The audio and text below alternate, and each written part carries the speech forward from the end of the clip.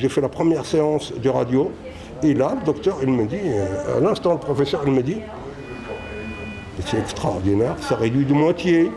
Le résultat est fabuleux. Une régression de 50% au bout d'une séance.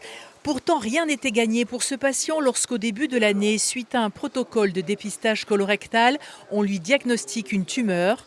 D'Avignon, où il demeure, direction la Cassagne, à Nice. Déjà le mot tumeur cancéreuse, déjà vous savez que c'est dangereux, voilà, des problématiques psychologiques d'un coup, voilà, parce que c'est quelque chose qui peut être mortel s'il n'est pas dépisté à temps. L'appareil qui se trouve dans ce service est unique au monde. Il permet d'envoyer une dose massive de rayons X sur un tout petit volume avec une extrême précision.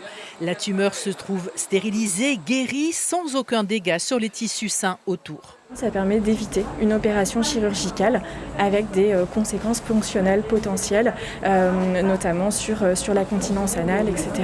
Et c'est notamment intéressant chez les patients qui sont âgés, pour lesquels en fait une intervention chirurgicale les exposerait bien sûr à des risques anesthésiques et chirurgicaux importants.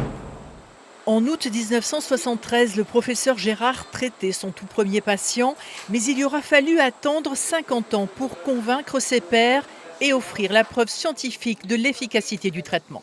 Et cette preuve scientifique vient d'être apportée par ce fameux essai randomisé qui s'appelle Opéra.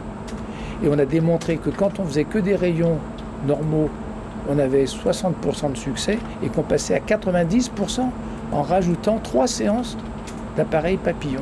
Le professeur Gérard a présenté il y a quelques jours aux États-Unis les résultats du test scientifique devant tous les spécialistes mondiaux en cancérologie.